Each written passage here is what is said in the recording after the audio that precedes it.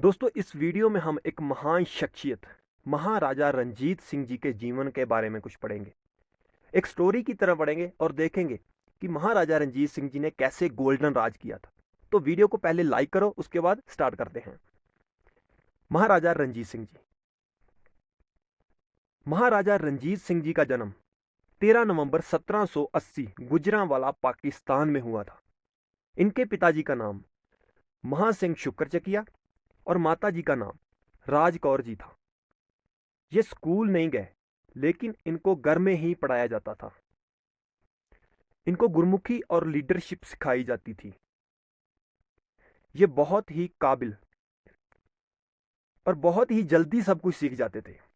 इन्होंने बहुत ही कम उम्र में बहुत ही ज्यादा नॉलेज हासिल कर ली थी।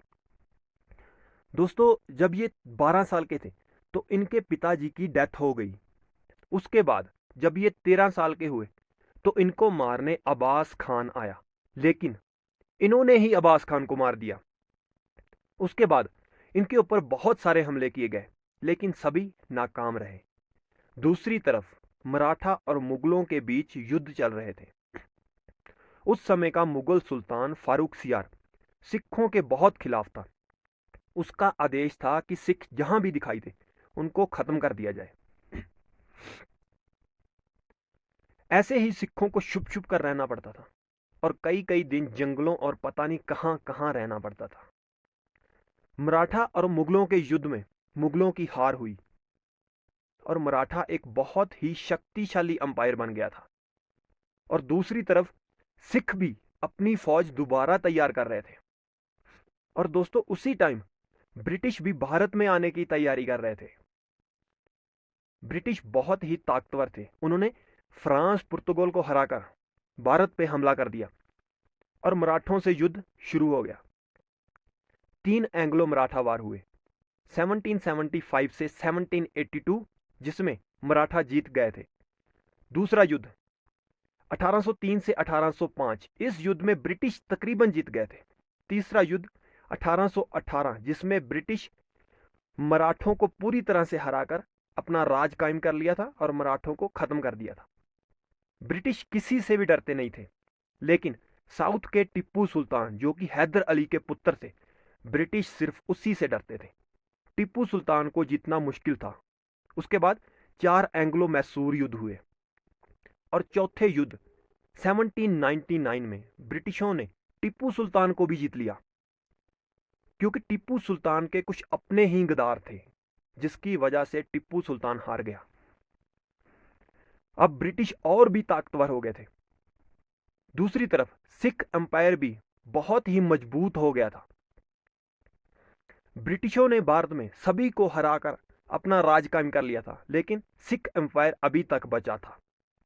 अब सिख एम्पायर महाराजा रंजीत सिंह जी के अंडर चल रहा था। सिखों की जो 12 मिसलें थी, महाराजा रंजीत सिंह जी ने उन सभी को मिलाकर 1799 में एक मजबूत सिख एम्पायर बना दिया था। उस वक्त की सिख फौज एशिया की दूसरे नंबर की सबसे ताकतवर फौज थी, जिसमें तकरीबन 80,000 सिपाही थे। महाराजा रंजीत सिंह जी उस वक्त सिर्फ 19 साल के थे। दोस्तों, अहमद शाह अब्दाली जब पानीपत की तीसरी लड़ाई जीतकर गया था तो अपना एक रूलर उधर ही छोड़ गया था।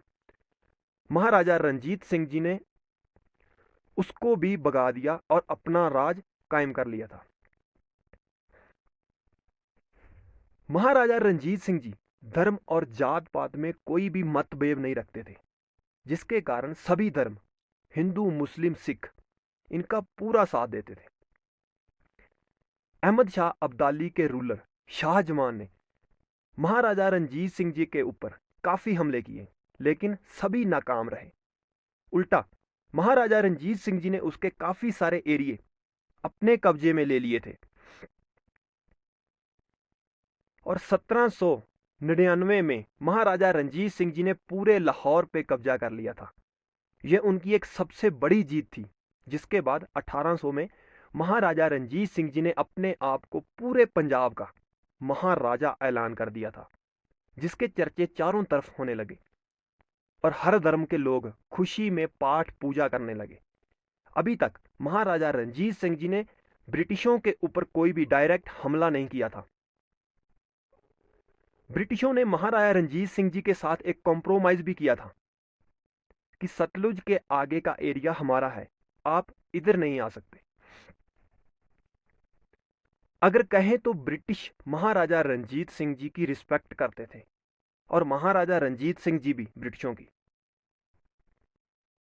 उसके बाद महाराजा रणजीत सिंह जी ने बहुत सारे एरिया जीते, जैसे 1818 में मुल्तान पाकिस्तान, पेशावर, अफगान, कश्मीर और भी बहुत सारे एरिया महाराजा रणजीत सिंह जी ने जीत लिए थे। अफगानों के साथ महाराजा रणजीत सिंह जी बहुत बार लड़े, जैसे कि 1813, 1823, 1834, 1837 और हर बार महाराजा रणजीत सिंह जी ही जीते। अफगानिस्तान का एक सुल्तान दोस्त मोहम्मद, जिसके साथ महाराजा रणजीत सिंह जी का कॉम्प्रोमाइज भी हुआ था कि दोस्त मोहम्मद महाराजा रणजीत सिंह जी को हर साल 1 लाख रुपया देगा, और देता भी रहा। महाराजा रणजीत सिंह जी का ऐलान था कि हर धर्म के लोग पंजाब में रह सकते हैं और अपने धर्म को पूज सकते हैं। जहां तक कि दोस्तों इनके मंत्रिमंडल में भी हर धर्म के लोग थे। इनकी फौज में भी Polish, Russian, Spanish, Prussian and Francis के ऑफिसर्स थे। मंत्रिमंडल में प्राइम मिनिस्टर ध्यान सिंह हिंदू, फॉरेन मिनिस्टर फकीर अजूजुद्दीन मुस्लिम, फाइनेंस मिनिस्टर दीनानाथ ब्राह्मण। दोस्तों ये एक बहुत बड़ी वजह थी उनकी एक गोल्डन राज करने की, महाराजा रणजीत सिंह जी का। उसके बाद पूरा हथियार सामान पंजाब में ही बनाया जाता था। महाराजा रणजीत सिंह जी ने बहुत सारी फैक्ट्रीज बनवाई और अपनी फौज को बहुत ही मजबूत कर दिया था। दोस्तों इसके बाद 1830 में इनकी सेहत थोड़ी ढीली हो गई और 27 जून 1839 को ये अकाल चलाना कर गए, जिसके बाद दोस्तों गद्दी के लिए सभी आपस में ही लड़ने लगे और सिख फौज बहुत ही कमजोर पड़ गई थी, जिसका फायदा ब्रिटिशों ने उठाया और मौका देखकर सिख फौज पर हमला कर दिया। जो फर्स्ट एंग्लो सिख वार 1845 से 1846 तक हुआ, जिसमें लाहौर का समझौता कर लिया गया और सिखों से बहुत सारे एरिया ले लिए गए और ब्रिटिशों ने सिखों से 1.5 करोड़ रुपए मांगे। इसमें से सिख सिर्फ 50 लाख रुपए ही ब्रिटिशों को दे पाए, क्योंकि दोस्तों 1.5 करोड़ उस समय की बहुत बड़ी रकम होती थी। उसके बाद जो 1 करोड़ बचा था, ब्रिटिशों ने उसमें से 75 लाख में कश्मीर ले लिया और वही कश्मीर राजा गुलाब सिंह को बेच दिया।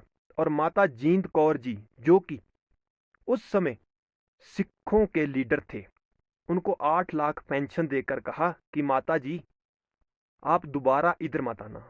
दोस्तों इसके बाद लॉर्ड डलहौजी ने दूसरा एंग्लो सिख वार करवाया, जो कि 1848 से 1849 तक चला, जिसमें 1849 में ब्रिटिशों ने पूरा पंजाब और पूरा सिख अंपायर अपने कब्जे में कर लिया था। तो दोस्तों इस वीडियो को अपनी फैमिलीज, अपने बच्चों के साथ शेयर जरूर करना, उनको बताना कि कैसे थे हमारे महापुरुष, और प्लीज कमेंट करके बताना। Thank you.